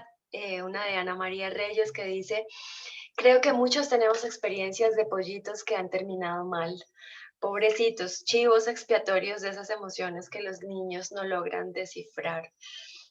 Bueno, ahorita le doy la palabra a Ivonne. Por acá Wandy Laguna desde Perú nos dice: buenas noches, es un cuento muy bello. Me gustó el contraste entre el título y el final. Te abre una puerta de inocencia con la palabra pollitos y el final te la cierra de un portazo. Muchas gracias, Irene, dice por acá. Ana María Reyes complementa y dice: este para mí es un cuento sin edad. Lindo poder leerlo con niños y hablar del asunto. Una pregunta para Irene. ¿Fue pensado para ser leído por un grupo de una edad especial? No, la verdad es que no, nunca se me ocurrió escribir pensando en un público infantil o juvenil. La verdad es que no. Sí me siento cómoda escribiendo en ese registro de niña, digamos, como que me siento muy cómoda poniéndome en la cabeza de una niña y pensando cómo lo diría, no me cuesta eso. Me gusta, me parece como una vía interesante, pero no se me ocurre escribir para niños no. Siempre pienso en lectores adultos, pero podría ser. La verdad es que uno también tiene mucho prejuicio de una literatura encasillada en lo que los niños no pueden o no leer, qué es aconsejable. Mi propia experiencia, mi papá me leía cosas que no eran para nada para niños y tan mal no salí en ese aspecto, no me fue tan mal. Qué bueno. Ivonne, te doy la palabra. Buenas noches. Buenas noches, Irene. Qué gusto que estés con nosotros. Yo estuve leyendo y a mí me tocó tanto la parte en que la niña hace como de maestra de los pollitos. Yo decía, qué candidez. Estaba tan contenta con esa niña y con la abuelita. Y después cuando va pasando, es como que pasa de esa candidez a una frialdad. Sí, de una como calidez a una dureza. Y hay una parte en que yo no sé por qué, para mí me es como fuerte cuando los pollitos cogen y picotean el oso. Esa parte a mí me tocó bastante porque pues cuando uno es pequeño, los ositos o cualquier muñeco es muy cercano a uno, ¿no? Y esa parte me pareció así como fuerte, pero yo dije, ve, pero no llora la niña. Es decir, yo veo que en el cuento nadie llora.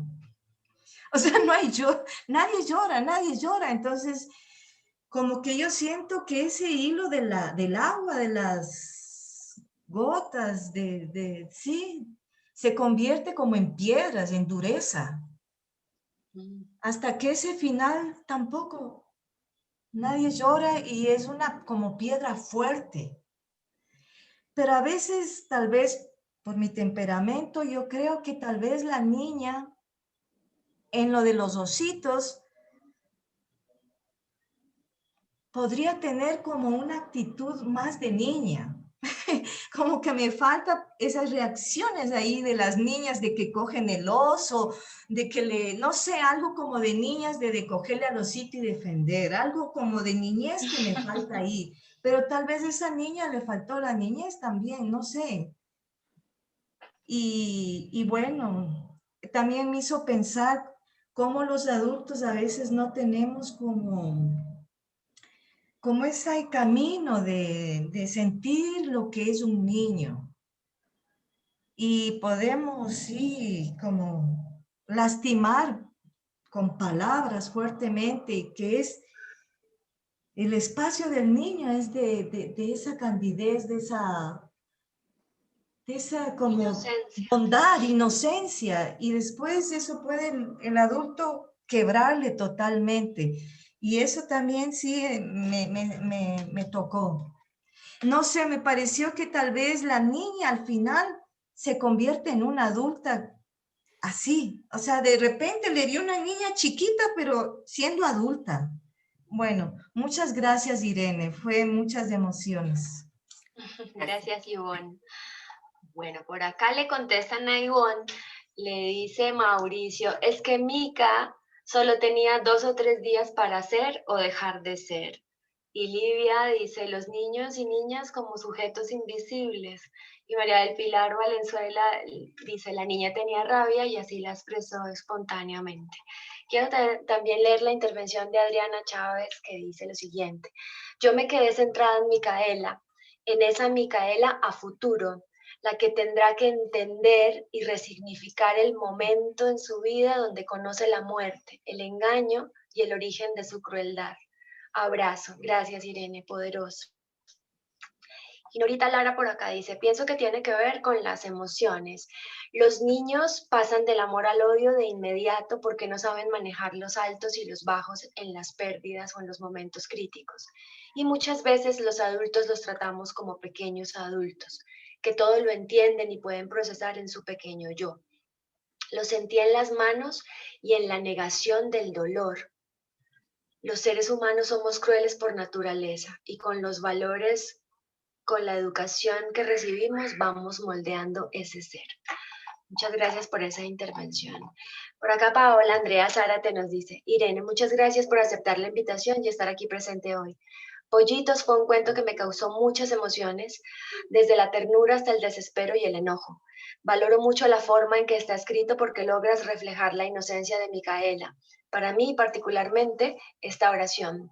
Estaban tan cambiados, malos, con sus patas feas. Me llevó a acoger toda la ingenuidad y la vulnerabilidad de Micaela en ese momento.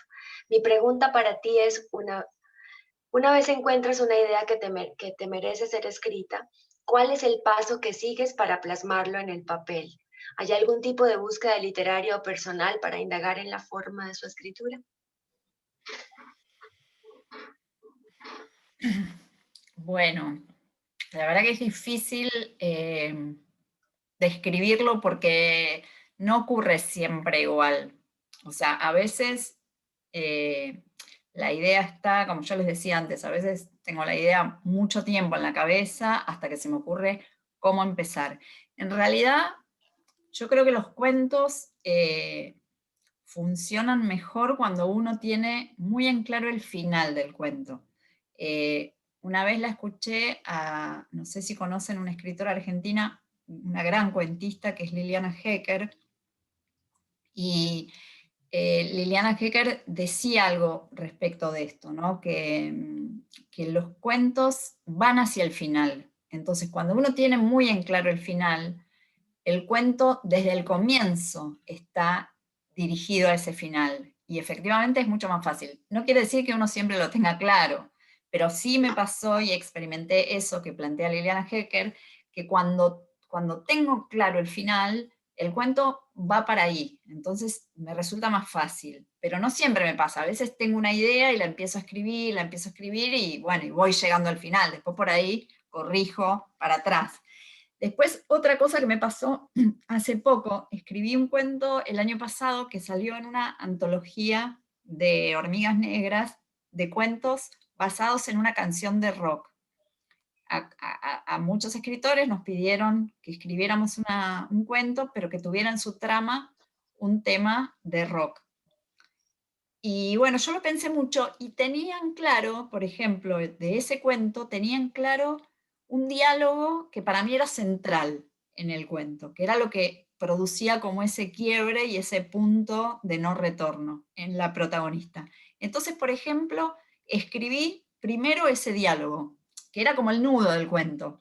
Escribí primero eso, le di como toda la fuerza que quería darle a ese diálogo. Es difícil escribir diálogos, a mí me llevó mucho tiempo poder lograrlo. Ahora siento que al principio me costaba mucho.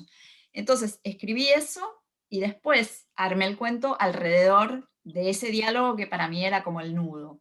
O sea que es variable, es variable. A veces tengo un cuento que queda, por ejemplo, tengo cuentos escritos que no tienen final y que están ahí en reposo. Espero encontrarles algún día un final digno. Bueno, Vera, que quiere por acá intervenir. Bueno, no, pues agradecerle a Irene la generosidad del encuentro. Yo creo que de verdad es muy bello porque es la posibilidad de ese puente entre escritor y lector donde el relato se complementa, ¿no? Donde el relato se termina de escribir. Y a mí, bueno, cuando estaba haciendo la selección para este ciclo de lecturas del club de lectura, Cuando llegó Pollitos, para mí fue impactante dentro de la selección que hemos hecho, que yo creo que ha sido una selección muy bella, y tu nombre, digamos, fue como un encuentro, una cuestión como de epifanía, de poder encontrarte y de poder traerte como a este espacio en el que hacemos tributo permanente a la escritura hecha por mujeres. Entonces, fue muy especial porque cuando lo leí por primera vez, lo leí desde los ojos de la selección que estábamos haciendo. Pero hoy, cuando lo releí, lo empecé a trabajar de nuevo para nuestro encuentro, fue más personal, ¿no? Fue como un encuentro más personal con la historia y me quedé maravillada de la cantidad de capas, de la cantidad de hilos en que podíamos tomar para llevarnos a la conversación, que finalmente yo creo que la literatura es eso, es la apertura, la posibilidad de conversa, y en estas lecturas compartidas que tenemos en el club, pues es muy bello ver cómo cada uno va tomando el hilo desde su propia experiencia, que hace finalmente la posibilidad de una lectura a muchas voces también, ¿no? Con muchas voces encontradas dentro de los relatos. A mí me trajo hoy, me impactó porque el poder evocador de un relato muestra también su capacidad de fuerza, ¿no? Cómo te toca, cómo te llega y cómo se hace un asunto personal.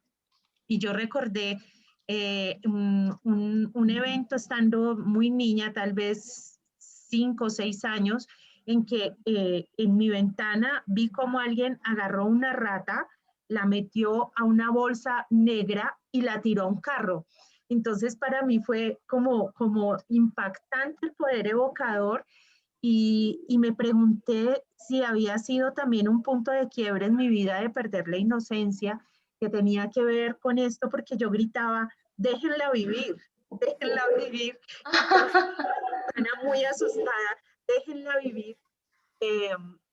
Y creo que esa posibilidad de que te evoque, de que te lleve a un punto exacto de tu vida y te lo traiga desde el olvido, desde esa zona oscura en que se van algunos recuerdos, pues muestra el poder que tiene el relato. Para mí ha sido también como un evento poder encontrar como la posibilidad de centrar los personajes en las acciones que van pasando, y entonces son las acciones que te cuentan cómo son los personajes, ¿no? No es este poder descriptivo, aunque también las bombas de papa, por ejemplo, te ubican donde está el pastel de acelgas, es decir, son esos pequeños puntos de luz son los que te van dando la posibilidad de ir viendo muchas más capas de la lectura. Entonces, creo que Pollitos va a ser la apertura para poder conocer tu obra, para poder conocer qué más traes ahí en ese universo narrativo, en esa posibilidad de contar, que además me parece muy vital porque son esas historias que se traen la cotidianidad, ¿no? Son esas historias inmersas en la cotidianidad y en una cotidianidad que definitivamente nos dan la posibilidad de ser espejo.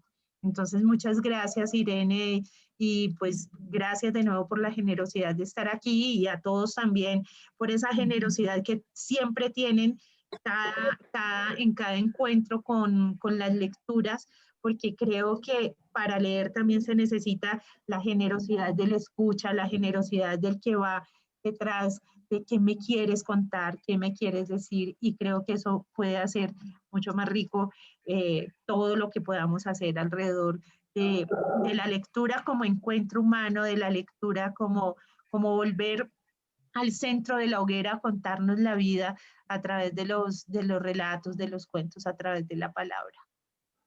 Muchas gracias, Irene. Gracias, Teresa. Y gracias a Gaby porque lo hizo posible. Tú no Pues sabes. la maravilla del Instagram, ¿no, Irene? Así fue que me encontraste. Sí, la verdad Qué que yo original. no soy muy amiga de las redes, pero sostengo las redes simplemente por estas cosas, porque la verdad es que facilitan un encuentro que de otra manera Uy, sería como, no sé, no sé si no, imposible, pero habría sido imposible. Así de fue simple, tan imposible. simple porque vi tu Fue tan mensaje y te simple. contesté. Sí, bueno, yo les agradezco mucho porque la verdad es que para mí es muy enriquecedor recibir como el retorno de lo que produce un texto que uno escribió y que además excede en muchísimo lo que uno cree que escribió, porque esto que ustedes me devuelven y estas cosas que ustedes leen en lo que yo escribí con un universo simbólico de cada uno que me excede por completo, encuentran cosas que ni soñé haber escrito, ¿no? Eso también Qué tiene que lindo. ver con la arquitectura, como que cada uno le aporta y encuentra en algo bueno, que uno escribió, pero que lo excede, ¿no? Y eso también es súper enriquecedor, así que, bueno, muchísimas gracias por la lectura tan atenta y por cómo Ay, desmenuzaron a los pollitos. cómo los hicimos así. Yo me voy a robar las palabras de Mauricio por acá que te pone. Gracias, gracias Irene por leer nuestra lectura y quería que nos despidiéramos en estos 10 minutos que nos quedan con dos preguntas. ¿Qué estás escribiendo ahora y qué estás leyendo? Porque eres una gran lectora y qué rico saber qué estás leyendo y qué viene después de esta ópera prima. Bueno, por Bueno, acá también tienes una pregunta de cómo se llama la antología de rock, que por aquí te están preguntando también. bueno. ¿Cómo se llama la antología de rock? Se llama Los vicios de los muertos. Creo que estaba viendo si tengo algún ejemplar para mostrarles la tapa, pero creo que no tengo ninguno acá. Bueno, Los vicios de los muertos. Son cuentos de rock y... Espérenme un minuto. sí, acá está. Los vicios de los... no, pero esto no es. Es que yo estoy en el Instagram de Hormigas Negras ahorita. Ahí está. Ese es el libro que les decía, que son autores.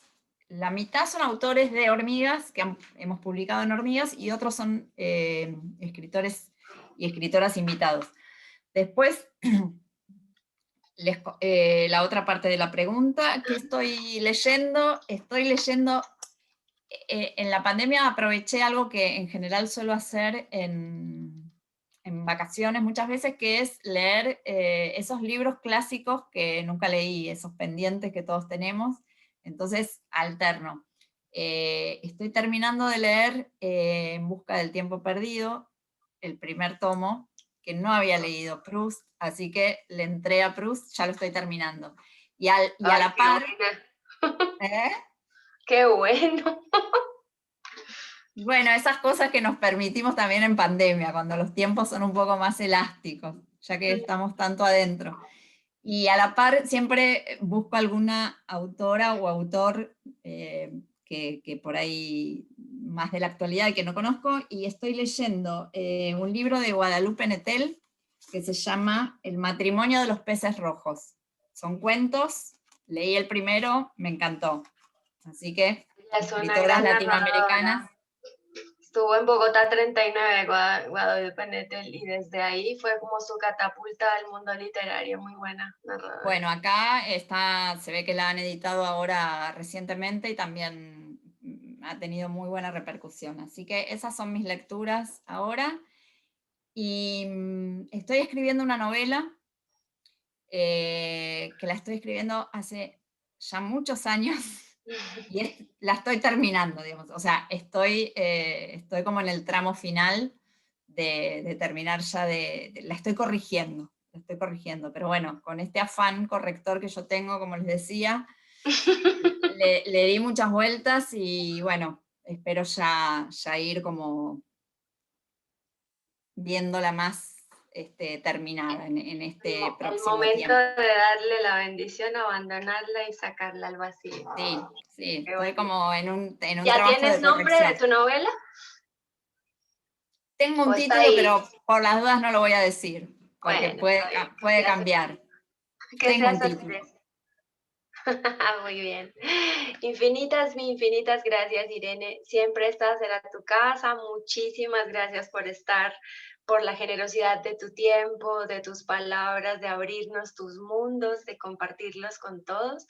Acá tenemos algunos avisos de Casa Habitada, así que, pues... Déjanos darle un aplauso. Fuerte, Por fuerte, supuesto. fuerte. Que vengan muchas letras más, Irene. Bueno, muchísimas gracias a ustedes, les mando un beso muy grande y bueno, muy lindo encuentro, muchas gracias. Ay, hermoso, Gracias, muchas Irene. gracias.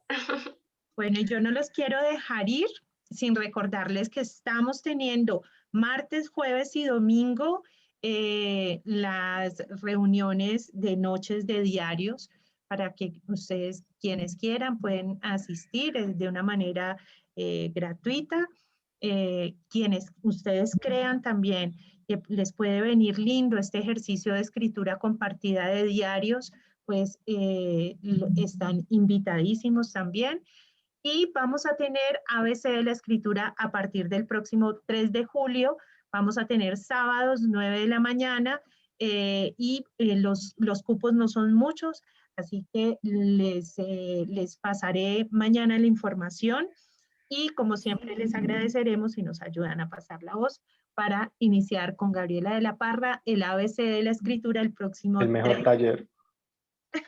Gracias, Dani. Sí. Es un taller de redacción, es un taller que, bueno, yo creo que es un taller de esos imprescindibles también, y además con la mejor mano para poder transitar ese aprendizaje de la manera más amorosa.